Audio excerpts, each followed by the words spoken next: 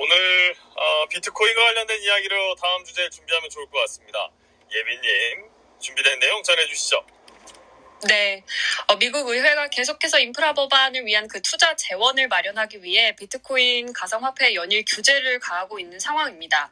그럼에도 불구하고 과세를 이렇게 추진하고 있지만 암호화폐는 연일 강세를 보이고 있는데 주말 사이에 특히나 비트코인 가격 그리고 이더리움 가격까지 올라가면서 투자자들의 관심이 모아진 상황이었습니다.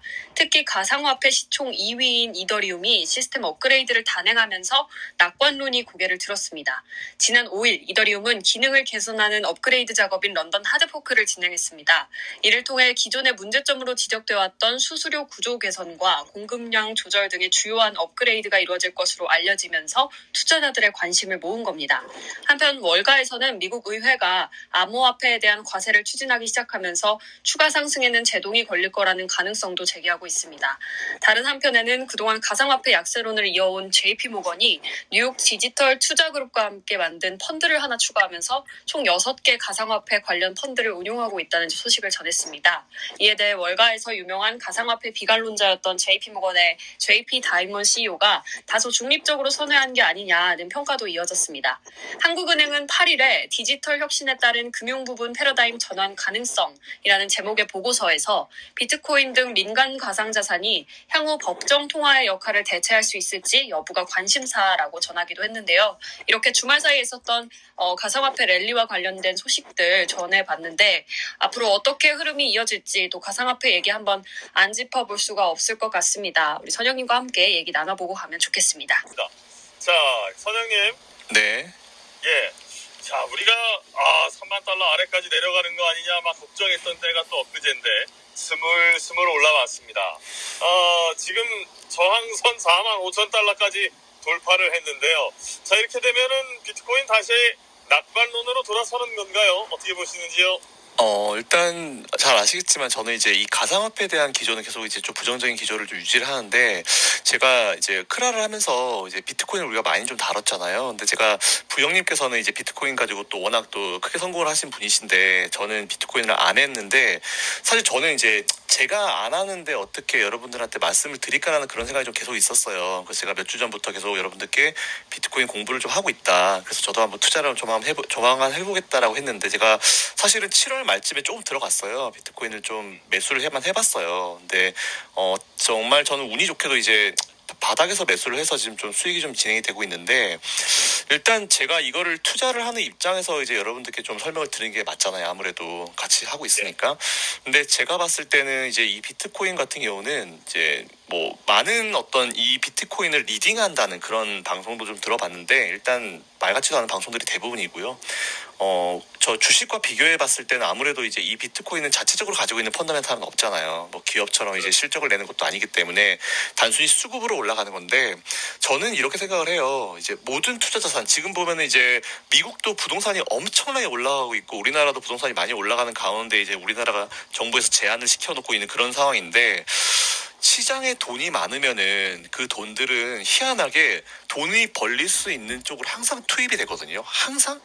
그러다 보니까 이런 자산들이 비트코인 같은 경우는 이제 단기간 내에 저도 사실 지금 매수하고 나서 2주가 안 지났는데 수익률이 상당히 올라왔어요. 그래서 저도 이걸 보면서 단기간 내에 이 정도 수익이 많이 나는 거면은 개인 투자자들도 충분히 뭔가 인생을 바꾸겠다라는 생각을 하면서 들어올 수도 있겠구나라는 생각이 들더라고요. 근데 어쨌든 제가 말씀드리고 싶은 거는 시장에 돈이 많으면은 이런 자산 쪽으로 돈이 들어갈 수밖에 없어요. 근데 문제가 뭐냐면 지금 이제 미국이 돈줄을 조이기 시작하는 시점이 온다는 거예요. 그러면 이제 시장에 있는 돈들이 많이 빨아들여질 텐데 사실 이제 미국이 테이퍼링을 시작한다 해가지고 바로 돈이 확 들어가는 게 아니고 돈이 국가별로 이동을 하거든요. 이제 미국에서 돈을 많이 벌었으니까 여기서 빠져가지고 상대적으로 저평가되어 있는 우리나라나 이런 국가들로 돈이 들어오거든요. 그렇게 되면 외국인들이 자금이 들어오게 되는 그런 상황이 발생을 하는 건데 비트코인 같은 경우도 제가 봤을 때는 지금 이거는 단기적으로 반등이 추가적으로 이어질 수는 있다고 봐요. 왜냐하면 아직까지 시장에 돈이 있기 때문에. 하지만 테이퍼링이나 금리 인상이 이어지면서 시장에 돈을 빨아들이는 과정이 발생을 하게 되면은 시장에 이제 돈이 없어지니까 남아있는 돈들은 조금 더 안전하고 그런 가운데 수익을 거둘 수 있는 투자 자산 쪽으로 옮겨갈 수밖에 없거든요. 그러면 비트코인에서 빠져나오는 자금이 주식이나 이쪽으로 들어갈 수밖에 없기 때문에 저의 개인적인 결론을 말씀드리면 기존에 보여 계셨던 분은 제가 말씀드렸던 것과 똑같아요. 차라리 주식을 매수하셔서 손실을 메꾸시는 게 맞고요. 그리고 비트코인을 새로 들어가고자 마음 먹으신 분은 정말 부담이 없는 한도 내에서 예전에 그 워렌 버핏이 그랬나요? 누가 그랬나요? 앨런 머스크 빌 게이츠가 그랬네요. 빌 게이츠가 앨런 머스크 얘기하면서 앨런 머스크는 솔직히 상관없다. 왜냐하면 저 사람 비트코인이 제로가 되더라도 자기 삶에 문제가 없는 사람이니까 이런 식으로 얘기했는데 제 기준은 똑같습니다. 여러분들이 비트코인을 투자하고 싶으시면은 저처럼 진짜 다 제로가 돼도 전혀 문제가 없는 수준까지 매수를 하시는 게 좋을 것 같다라는 말씀드리고요. 비트코인은 어쨌든 간에 시장이 이제 금리 인상기로 들어가고 시장에 돈을 빨아들이는 시점이 되면 될수록 이 약세는 이어질 수밖에 없어요. 그러니까 장기적으로는 그런 흐름이 나올 수밖에 없으니까 그런 부분까지만 좀 체크해 주시면 좋을 것 같다. 하지만 비트코인이나 이더리움 같이 최종으로 남는 이런 가상화폐들은 또 다른 성장, 또 다른 발전이 되는 그런 가닥으로 뻗어서 또 이루어질 수 있는 부분이니까 그런 부분까지 일단 체크해 보면 될 것 같고 성장이 어떻게 이루어지는지는 좀 지켜볼 문제고 아직까지 조금 불안한 부분이기 때문에 그래도 마음으로 조금 알고 계시는 게 좋을 것 같다. 이 정도까지만 일단 말씀드리겠습니다. 네.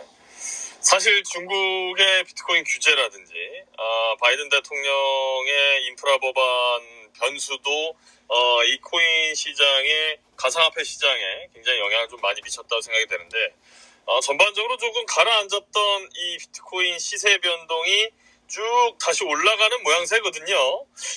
지금 그렇다고 한다면 앞으로도 이런 상승 기조가 좀 이어질지 아니면 한 번 더 또는 계속해서 등락을 반복할 것이다. 뭐 이런 정도의 코인 투자자들을 위한 뭐 코멘트 한 번 정도는 해주시면 더 좋을 것 같습니다.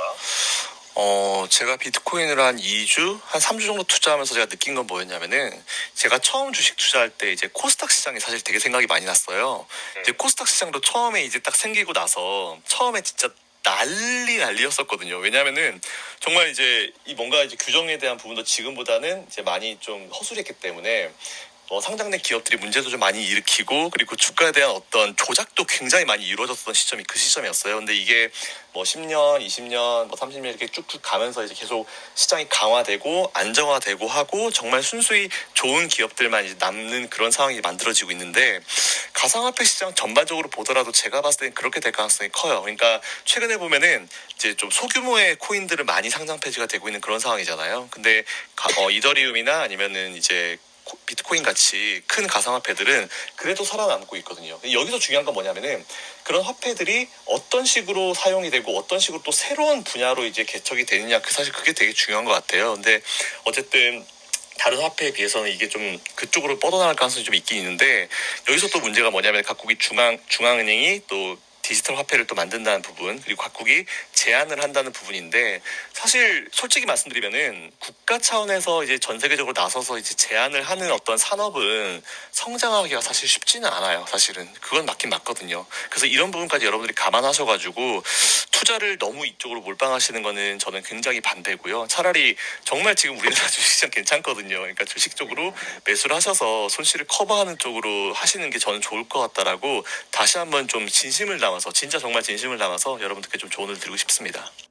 저는 개인적으로. 그렇다면 이제 저희가 지금 거의 미국이라든지 중국 규제를 들어서 해외 중심으로 이야기를 나눠봤는데 국내로 그럼 규제를 한전 돌려보도록 하겠습니다. 한번.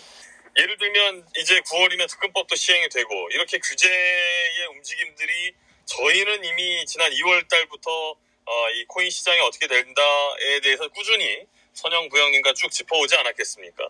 근데 확실하게 이 규제가 시작된다는 움직임이 가까워질수록 이 코인 거래소 부분에 있어서만큼은 옥석이 좀 가려지는 모양새예요. 최근 들어서 암호화폐 거래소들이 국내 같은 경우는 갑자기 문 닫는 일이 굉장히 많아지고 있지 않겠습니까? 여기에 대해서도 한번 좀 지적을 해주시면 좋을 것 같습니다.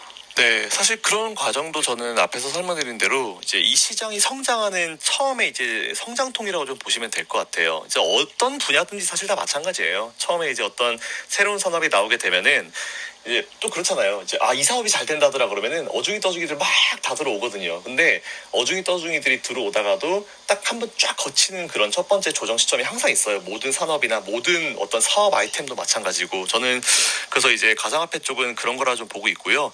그리고 여러분들이 제일 걱정하시는 부분이 또 그런 게 있더라고요.